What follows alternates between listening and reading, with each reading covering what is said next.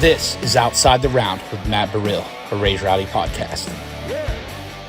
What's going on, everybody? Welcome back to Outside the Round with me, Matt Burrill. Today, a very special episode. We got our girl Grace Tyler back for another round with us, and today we're talking about the new EP, Everything I Didn't Say. It's out now, and welcome back. Thank you. You can't get rid of me, honestly. We don't want to. We don't want to. How have you been doing? I've been doing good. I think we got to do like an ASMR to kick this off. Yeah, do it. Yeah. Go surfing. No bubbles, no troubles. That's the peach one. Have you had that one before? No, but I'm about to. All right, cool. I'm really excited. Let's see. First sip. Oh, these are dangerous. I know you love them. I do. It's gotten me in some trouble, but it's great memories. Great memories always. Well, happy release week. Thank you. Congrats. Thank you so much. Now Thank you. the EP is out by the time we're dropping this. Yeah. So I guess we can kind of get into it. You're from Texas originally. We talked about that on the first time we had you on. And now to kind of watch your career grow since, and in the year that it's been about a year since we had you, I think. That's crazy. Yeah, I think it has been a year. Which is wild. Been a year. yeah, honestly. So this project, Everything I Didn't Say, Yes. it's very raw. It's kind of flipping the script on the whole, saying that an ex was crazy with a song like She Wasn't Crazy and all these different stories. So I guess kind of tell us, like, where did the story for this project come? Because I know it's very personal for you. Yeah, it really is. It definitely was one of those projects that kind of just made itself. It all just went together in its own way. But yeah, I guess the last time I was here, I was happy in love, and now I'm back out on the streets. It's a different life for sure. But I went through a breakup mid summer of last year to the guy thought I was gonna spend forever with. I really thought I was getting engaged this year. I just had all these plans for my life, and the script got flipped really quick, and we ended up breaking up on our 4-year anniversary. Wow. Yeah, that's a tough one. And I'd been wanting to create an EP, do a project, but hadn't felt inspired. And so I tell everybody, be careful what you pray for, because I prayed for inspiration and it came flooding. But it ended up being the best thing ever. And so we went through the breakup, and the next day I texted my manager, Anthony, shout out Anthony, and I was just like, I think I just want to say everything I didn't say. And I was like, oh shoot, that's the EP. I have the text saved. I need to post it, but I had the text saved of I'm going to say everything I didn't say.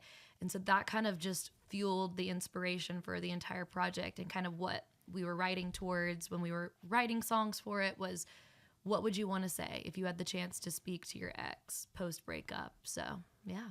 What song of these, because you've got some great titles on there, like Thank I Don't you. Want to Know, Weak Man, Lose Me, I Want to See You, which that one intrigues me because it's the I Want to See You, but it's from the breakup perspective. She Wasn't Crazy, and then I Hope You Have a Daughter, which the last two are very, and I guess the Weak Man pretty, and Lose Me, they're all pretty self-explanatory, but of those songs and of those titles, what's the thing that hits the most where you're like, I wish I had said that? Oh, that's a good question. I honestly, Lose Me, probably from a perspective of if I could look him in the face and be like, hey, I'm going to let you lose me so I don't have to lose myself. And I think that's been just kind of my anthem for the last year or so, has been, not losing myself and becoming a stronger person by letting weaker people in my life go, which hints back to Weak Man. But I think it's so important to not lose yourself in relationships. And I definitely had. I had lost myself. I, was so consumed by that relationship that I would have done anything to make him stay, until it got to the point where there were things that were just unacceptable to come back from. And that was the point of where I got to find myself again. I got to love myself again. And I'm so glad and proud of myself for doing that. So, yeah. Yeah, and you get to be out. You get, time with your friends again, too, which is a huge thing. Yeah, I lost one person that I begged to stay. And when I did lose him, I gained so many people. My village is just, it's grown so much. And I think I'm a better friend. I'm a better writer. I'm a better just person in general to the people that are important in my life because of that. And when you put so much focus on one person, it's hard. And that's something like moving forward, I never want to do again. But I'm so grateful that I have just the best community of people, from personal to business, to just support me and who helped me through this. So, Yeah. So I guess we could start going through the tracks. So Yeah. I Don't Want to Know. Yeah, this song's actually wild because we didn't write it when the breakup happened. It was written January of last year. Oh, wow. Yeah, nobody actually knows this except for us in the room. So I wrote it with Clara Park and Avery Bielski. Me and my ex had a knockout, drag out fight where he came over, and I remember I was like standing on my staircase. And the first thing I noticed when he walked in was that he was in jeans. And normally when he'd come to my house, he would wear something comfortable because he was staying a while. Yeah. And so I was like, he's in jeans. Like, he came straight from work. That's weird. And I just remember the look on his face. And it was just this, like, he'd obviously been crying. And I was like, what's wrong? Like, did somebody die? Like, what's going on? And I remember just standing at the top of the staircase and looking down at him. And he was like, I think we need to break up. And this was a year ago. So this was before we actually broke up.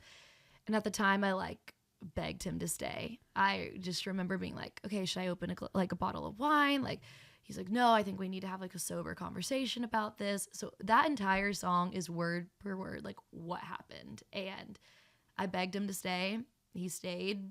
And looking back, I wish I hadn't have begged him to stay. But I think every relationship, when you look back and you're like, oh, it needed to have ended, you had that moment of compromising like things that you deserve in order to get somebody to stay. So yeah, that song was crazy. So really Clara and Avery, and then kind of just my team, were the only people who knew that had happened. And whenever we were working on the EP, it was the start of the end. So it felt like it needed to be the start of the EP. So it got added into that. Yeah, talk a little bit about Clara and Avery, because they're two incredible songwriters, people like in your kind of position, like young females doing it here in town. No, they're just incredible. Not only just as people, but just songwriters. Clara, as her production is just insane. If you ever hear one of Clara's demos, like, it just blows your mind. And they're just great people and great friends. And that was kind of the overarching theme of this whole EP. Was I wrote every song with like my friends. It wasn't like first writes or anything like that. It was people who knew me, who knew of my ex or knew my ex. And it was really a lot of therapy sessions of like, this is what's going on in my life. This is me pouring out my heart. So it really was great to have not only my support system in that way, but also have them there to put the words to paper, to song. Yeah, that's awesome. So going down the line, so Weak Man. Yeah. And I love what you did with the play on words with this song. Thank you. This one's the stories behind all of them are crazy because they all just kind of came to life in such a weird way. But this one was the first song I wrote when like we broke up. So we took a week off of, we're not broken up, but we're kind of like, we're not gonna talk type thing. Taking a break. It was a break. Was really how it was. And I went into this with Avery, Olivia DePonte, and Haley Payne. And I was like, okay, I'm not going to talk about it. I'm not going to bring up what's going on. And then everybody's talking about their boyfriends. And I just like, I'm disassociating, trying not to bring it up. And they all look at me. And I'm like, okay, so I'm actually not okay at the moment. I'm actually going through a lot right now. And just start breaking down. And I had written all these things in my notes section of my phone of how I was feeling, what I want to say, because we were planning on speaking again. And having kind of like a, hey, do we like our lives without each other? Do we want to continue like fighting for this? And so one of the things I kept coming back to is like how it takes a strong woman to leave a weak man. And that we ended up writing that song. I had around that night, actually. We wrote it that morning. I was like, I'm going to play this tonight. So I literally, the first time I've ever cried during a song on stage was for this song. I don't know how I made it through. The whole room, everybody who knew what was happening was crying too. But I ended up playing it that night. And it just felt like I don't know, it just showed me how strong I was in so many ways. Not only that it was a song about being strong, but also being strong enough to walk on stage, even though my life feels like it's blowing up in front of me, and be able to go put on, play a writer's round, share my songs with people. So, yeah. Yeah, and it's giving that there's so many girls and guys that go through something and that connects with. Have you been getting like messages so far from people that are going through something? It's been wild. I think when you're going through a breakup, you feel so isolated and you don't realize how many people understand the way you feel. So that's been, I think, the greatest part of it all, is realizing you're not alone when you feel like you are alone. And there's been so many people who've reached out and have been like, these songs have been helping me. Because honestly, this entire EP was selfish. Like, I was writing it for myself. So knowing that it was able to connect to people, and you feel like you're the only person in the world who's ever experienced a heartbreak like this, and then you realize you're not. It gives you a sense of comfort and community. So it's been awesome to find that. Yeah, it's selfish is always like a rough word to use to describe anything, because it usually means like a negative thing. Yeah. But I think it's, you got really vulnerable and you let people inside to, this is how I, Grace Tyler the artist, Grace Tyler the songwriter, am feeling right now. Oh, it's all my life. It's tough to let people in. It is. Thankfully, I'm an oversharer, so it comes naturally to me. I overshare everything in my life, but I think that's part of being an artist. And I keep coming back to this. One of my great friends, awesome writer, Madison Spratley, she always says, she said this one time and it stuck with me for forever. And she's like, if your music isn't embarrassing, then you're not trying hard enough. Like, if you're not being so vulnerable that you're like, this is kind of embarrassing that I'm sharing all the details, and like everybody who knows me knows who this song is about, then what are you doing? And I was like, that's the artist I want to be. One where it's like, I'm so open and honest, and the poor men in my life, like, I know I'm probably going to be single forever. This is like, they're going to run away once they hear this. But I think if you're not being vulnerable, then you're doing a disservice to yourself sometimes, because I feel like I've written the best music I've ever written by like opening up and tearing those walls down. Yeah, absolutely. I mean, I think so too. Like, it's been cool watching your writing. Thank you. In the last year from having you, and thank you for always playing rounds and being such a part of our family. And we're stoked for the release party is going to be awesome. I know. It's probably already happened. It's already happened. It happened last night. It happened last night. Out, so we're recovering from last night. We had a great time at Losers, lots of tequila for some of us, lots of surf, like all of these. Yeah, it's going to be a great night. We're probably recovering as we speak, but that's okay. I would say so. Yeah. So going down, you talked about Lose Me a little bit, but how that would be the one where you wish you had said, but who'd you write that one with?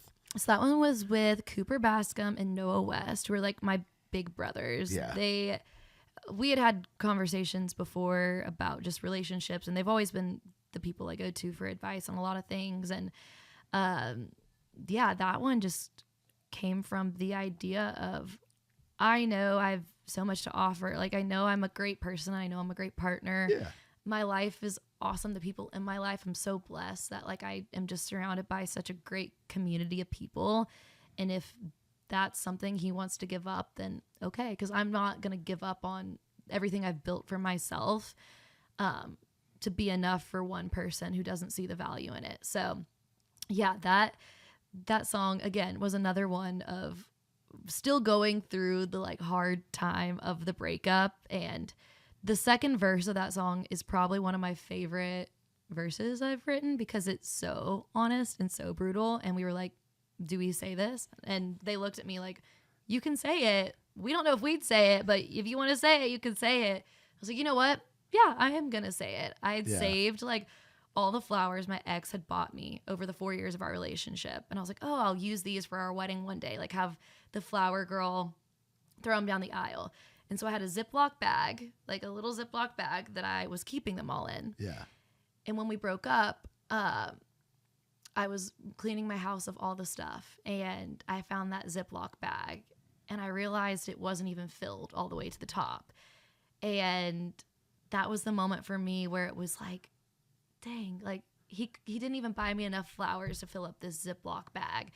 And yet I was making him homemade bread and like all these things and just pouring my heart into this relationship. And just knowing how much that meant to me, and he still didn't do it. And so that's like part of the second verse is I saved all the petals from flowers you bought, and there ain't enough to fill up a damn Ziploc because there wasn't.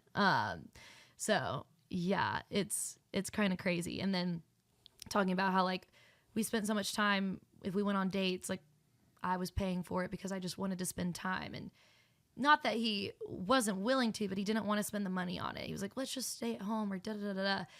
And so the next part of it is take the money you save not paying for dates to go get some help, because he said he was going to go get therapy, which I don't know if he did or not. But take all the money you save not paying for dates to go get some help. When you do, keep the change. Like, keep the change you make, give it to somebody else. And I hope he does. I hope he's changed and he's a better version of himself. Yeah. The version that I wanted him to be. Yeah. For the next girl, and because she deserves that. Like, I don't want him to hurt somebody the way he hurt me. So yeah, it's the ultimate. If he wanted to, he would. Yeah, and he didn't. Yeah. So that's a big thing. Yeah. And then the title that intrigues me, because I don't think this one didn't come out, like some of these songs that we've been living with for a little while, they've gotten to come out as singles and been awesome releases and stuff. I Want to See You. Yeah. What are your thoughts? So do you even know where this is going to go? Do you have a guess? I don't. I mean, it's maybe I Want to See You Be Better. That's what I'm thinking. Maybe it's I Want to See You Be Better, or it's you're in that state of like the break where it's like you want to see him, but you know you shouldn't. Yeah, so it's actually not any of that. Really? This one's wild. Okay. So this one is the only outside cut I've ever done. And I've always said when I do a project, EP, album, I always want to have at least one song that's an outside cut. Not that I feel like I can't write this all myself, but I think I've seen just how in town it's really hard for songwriters here. And a lot of times there are these incredible songs that just never see the light of day because an artist isn't in on the room when it's written.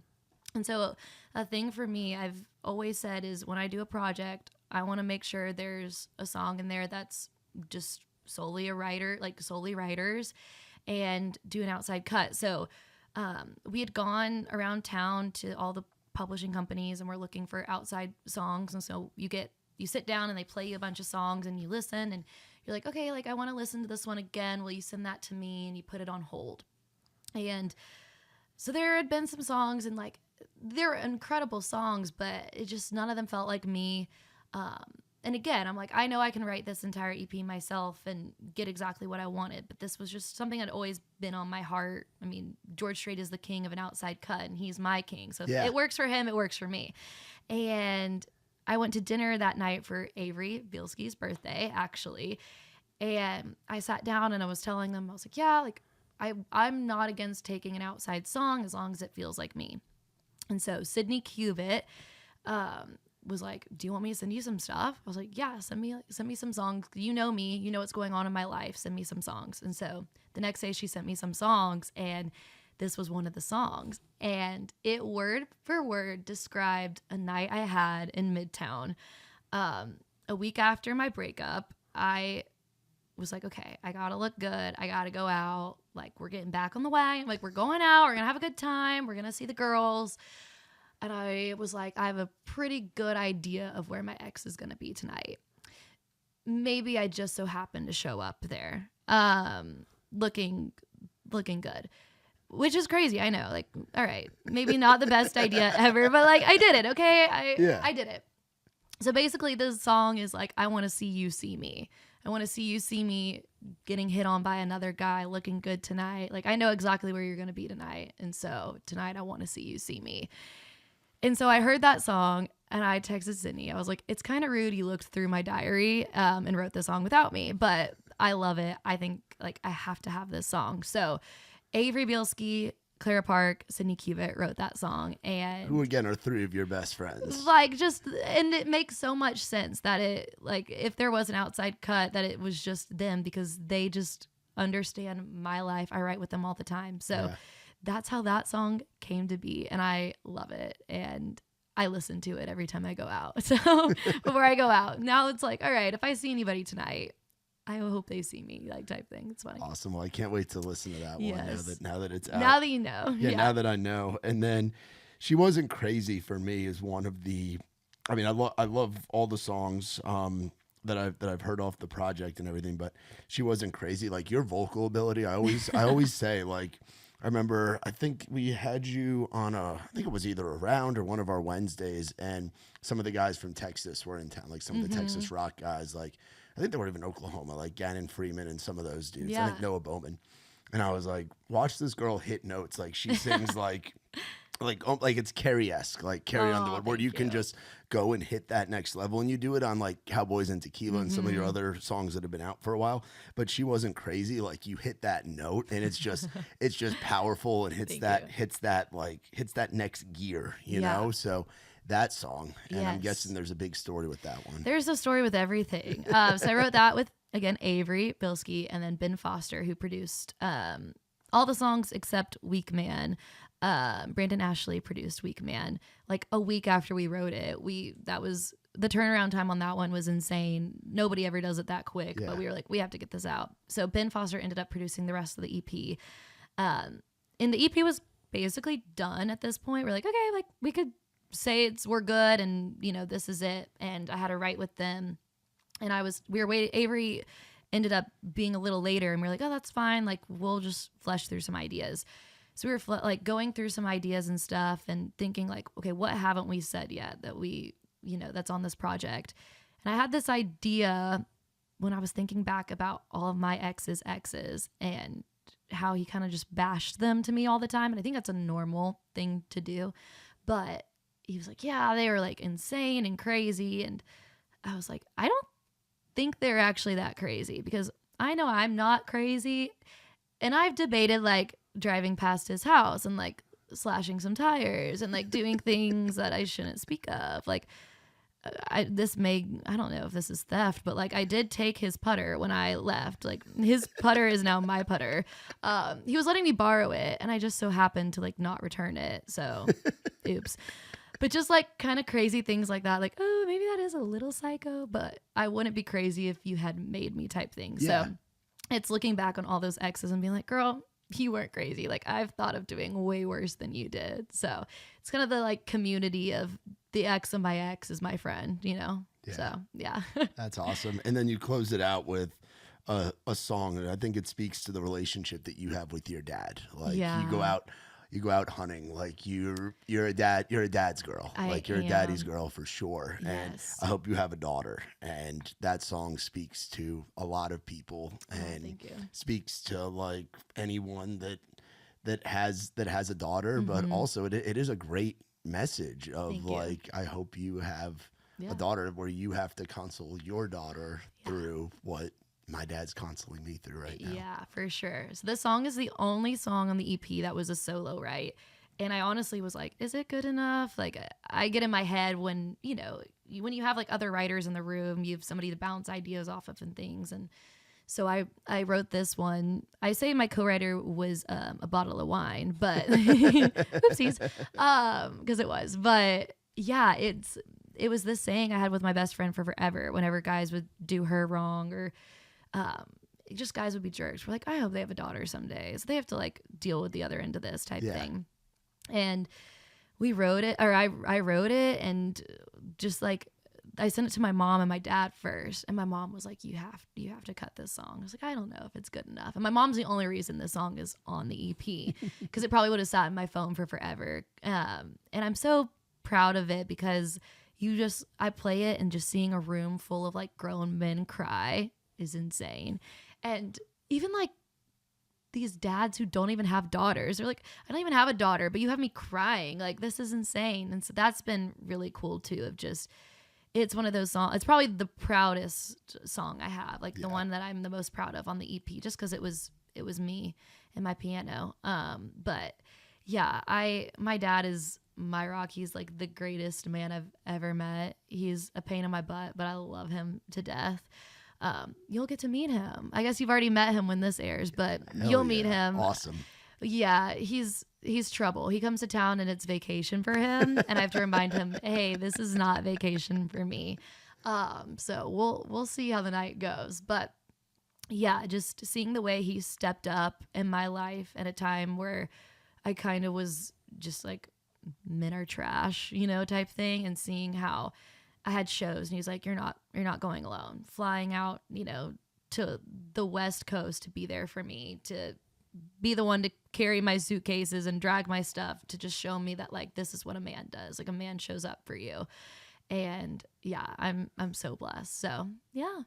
And I love the way you ordered them, like where I don't want to know is at the front, and then you close it out with I hope you have a daughter. Yeah, it felt like when we were doing the order of the songs, I wanted to do it in the order of just my thought process and how the breakup went, Yeah. You start at the beginning by like, I just want to beg this person to stay and to be with me, to, accepting it and being like, all right, I hope you have to experience what I've experienced one day. So yeah, that's awesome. So now getting this project out, when did you start recording it? Like, what's the process been like of getting it out? Because I don't think people realize how much goes into a project. It's very different from like the singles like you had been doing. Yeah, it took a while. I'm not going to lie. We broke up in August, wrote Weak Man that like second week of August, and then went and recorded it probably the week after. We had actually, I don't know who was playing. Somebody was playing at Raised Rowdy, actually. So we went out to Raised Rowdy,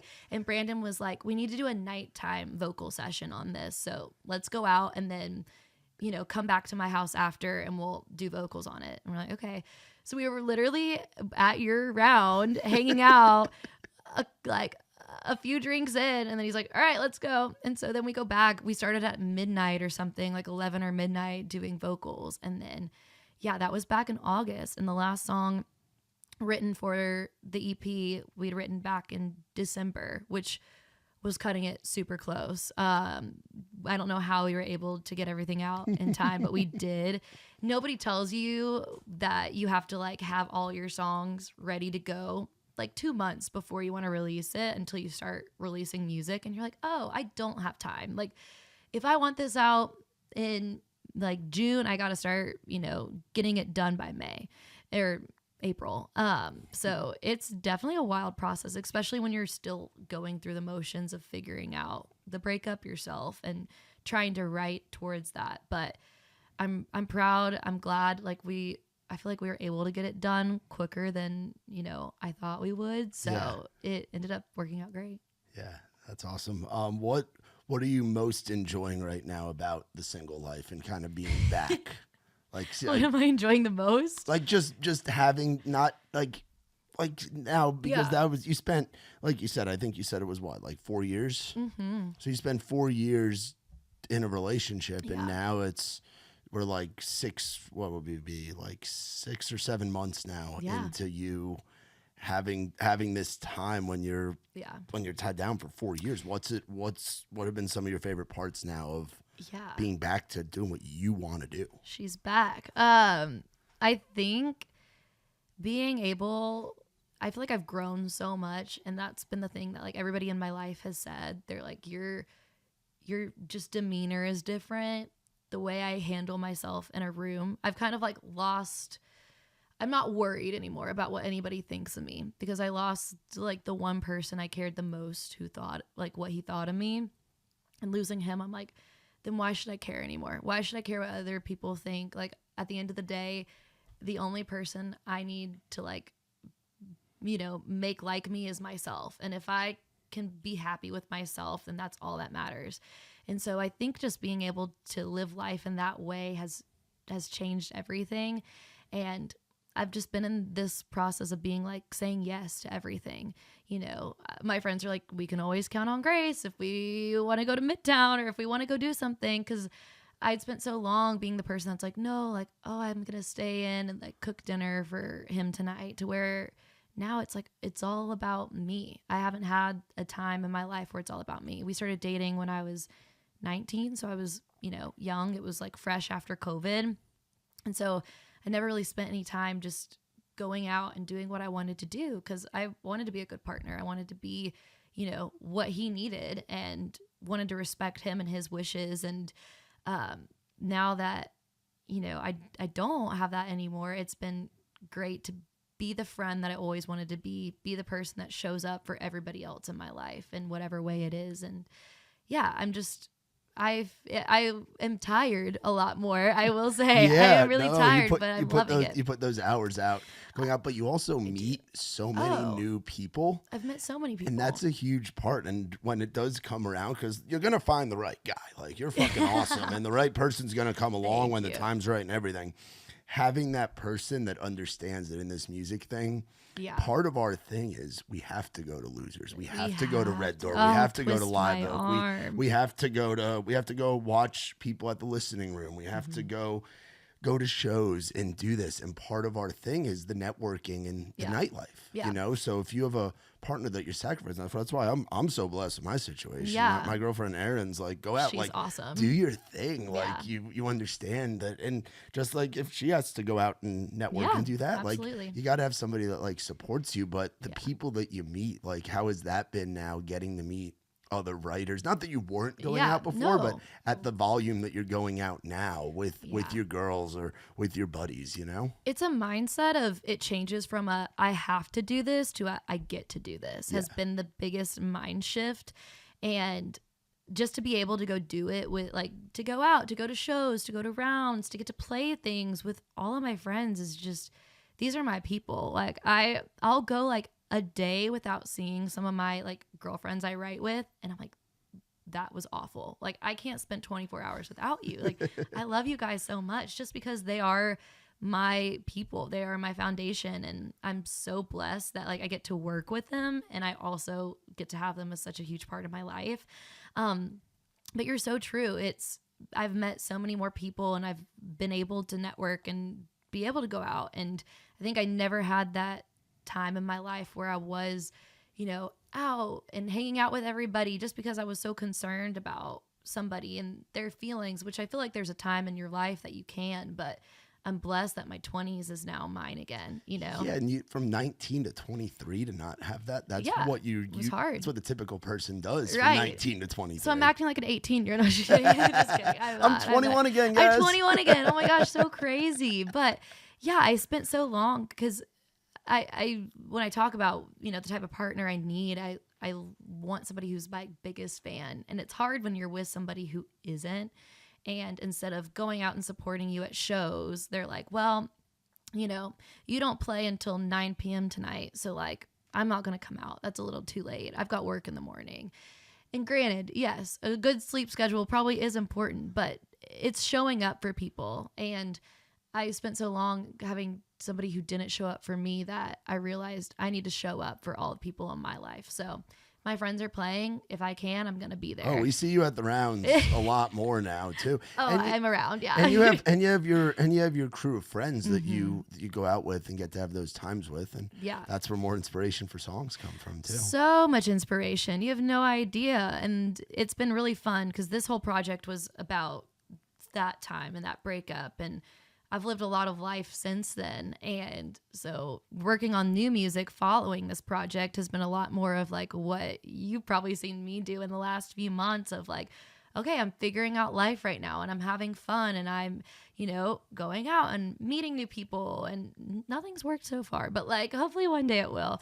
But just, you know, having fun, getting to be just dumb and have a good time with my friends downtown and go support them. And yeah, it's been really fun and just so inspiring, especially when you're writing. And yeah, it's been wild, but the music coming after, I'm super excited about too. So yeah. What do we have to look forward to now that the EP's out? Like, what are the big goals for this year? It's hard to believe that we're already in the March. I know, it's insane. It's flying by. It's insane. Yeah, I think this year, you know, I want to keep on this trajectory of being the writer that I knew I always was. And I feel like now I walk into a room and I know what I want to say, which is really cool. And it's very empowering. And so I definitely want to keep up with that and then just share more of what's going on in my life. You know, I'm singing these breakup songs, but right now that's not really what my life is anymore. You know, it was definitely this is a time capsule of that time, but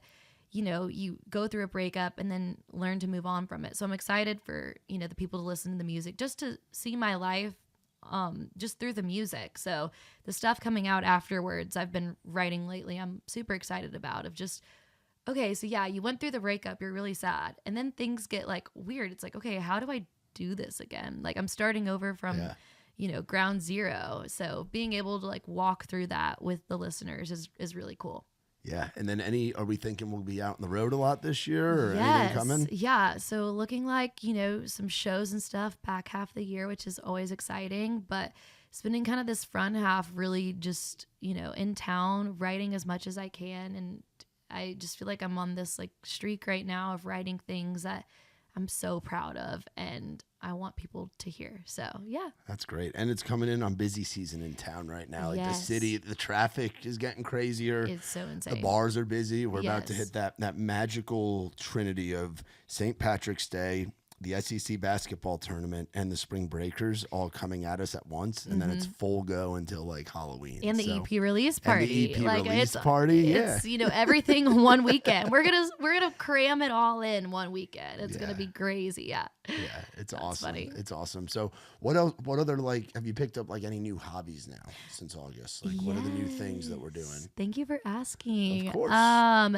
Yeah, I realized really quick that like, okay, now I have a lot more free time on my hands. So I'm writing a ton, but I'm trying to be better, like just in general. So now it's nice again. I'm back on the golf course. My swing Ooh. needs some help. I need a swing evaluation. I actually went the first nice day we had. I went and I was like, okay, like I'm just gonna go to the range. Let's just see how bad this is. It was so bad. Halfway through, packed up my clubs, walked across the street, and went and got a margarita. I was like, maybe if I go back now, I'll be a little better. But no. So trying to get my golf game like back on course.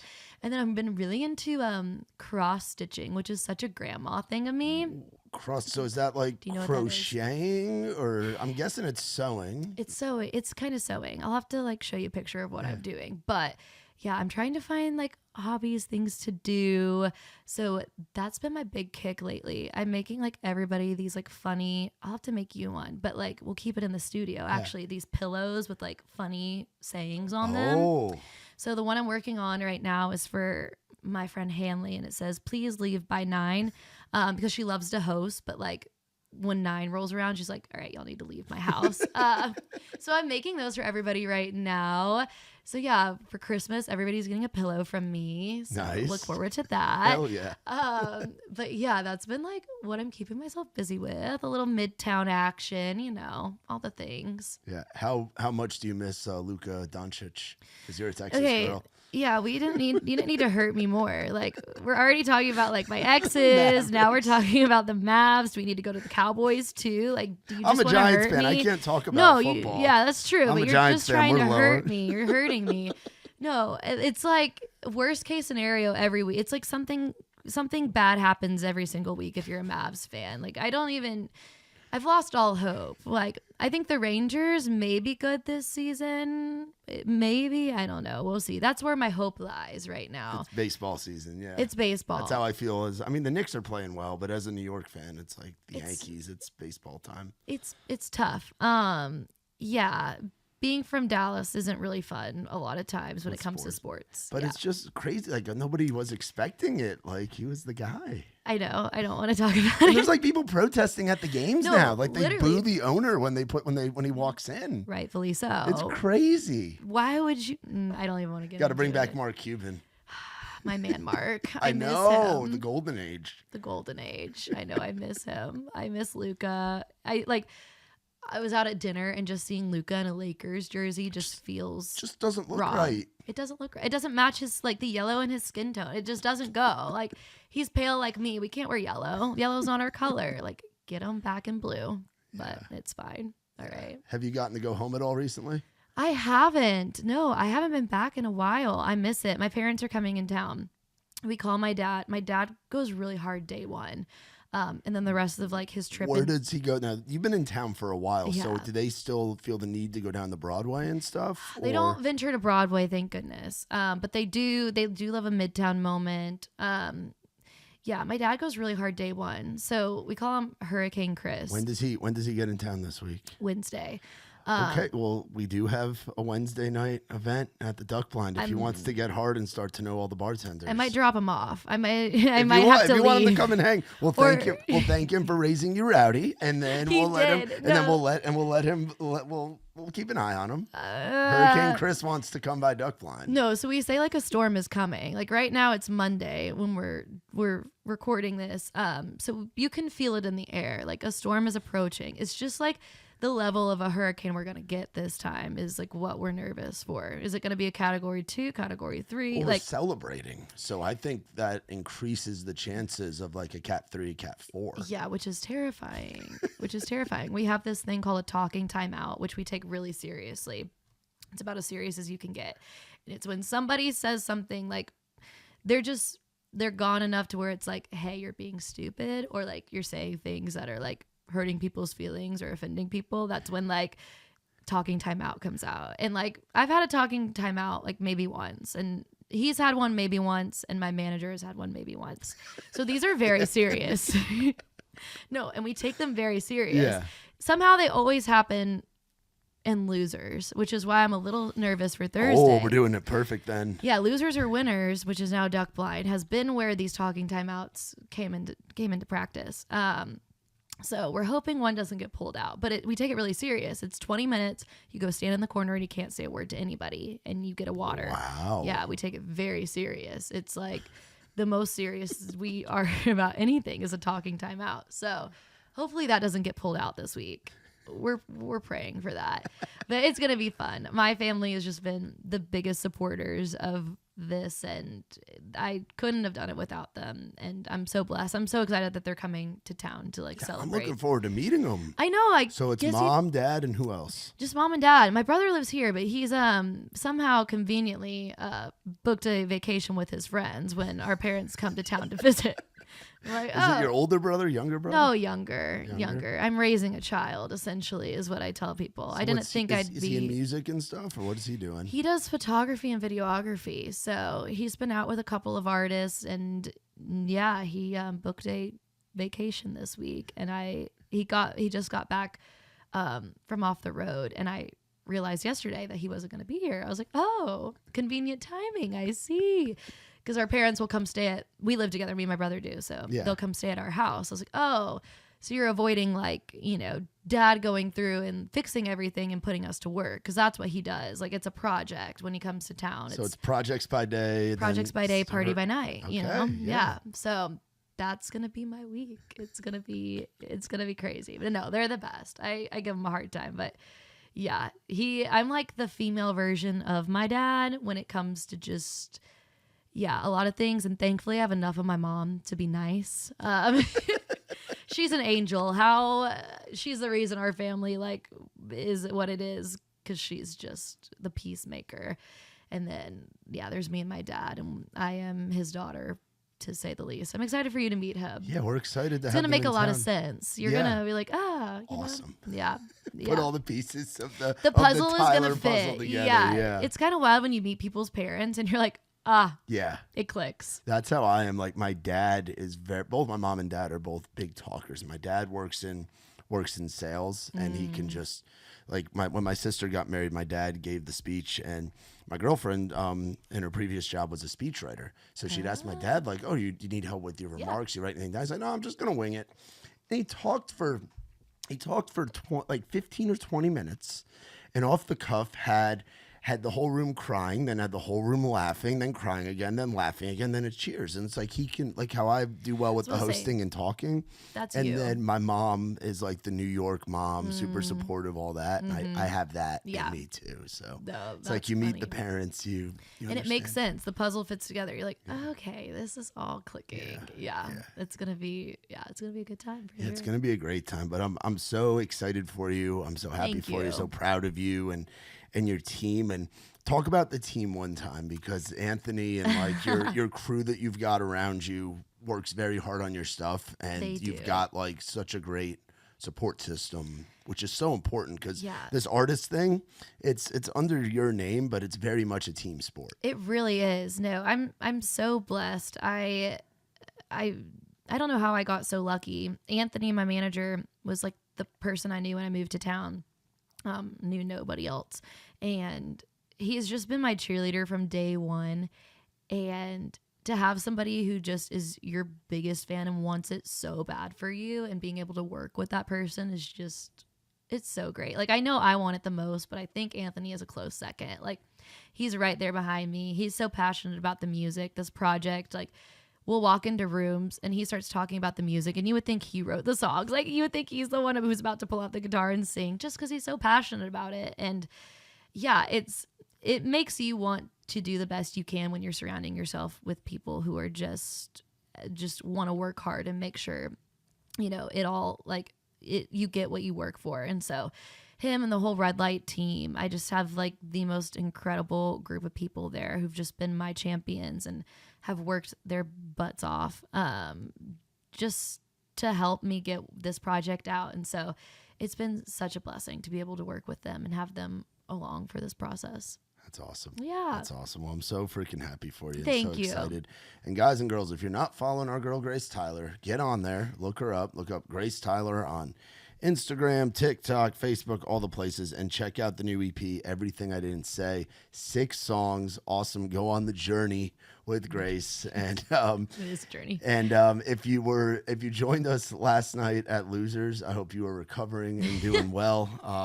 It's awesome. And thank you for being such a big part of what we do with Raised Rowdy, and being such a big part of our family, and playing all the time and repping the gear, and just like what makes Nick and I want to do what we do is having guys and girls like yourself that are like in the scene and watching you guys grow, and just getting to be a small part of the journey in town and a part of the scene. So thank you. Being a part of the Raised Rowdy family is like such a blessing, because it is such a family. You and Nikki T are just the biggest cheerleaders and advocates for so many writers and artists in town, a lot who like get overlooked. And I couldn't have done this without y'all. Y'all have been a huge part of just my journey in town. So thank you for having me. Thank you for welcoming me into the family. of course, and it's still just getting started. It is. I know. That's the crazy part. That is the crazy part. We're going to look back in like 10 years and be like, wow. Look at that. Look at Yeah. that. Look at us now. So, Yeah, it's crazy. it's But crazy. y'all be sure to check out our girl Grace Tyler. Everything I Didn't Say, the EP is out now. Shout out to our friends from Surfside. You drank the peach tea. I'm going to send you home with some, and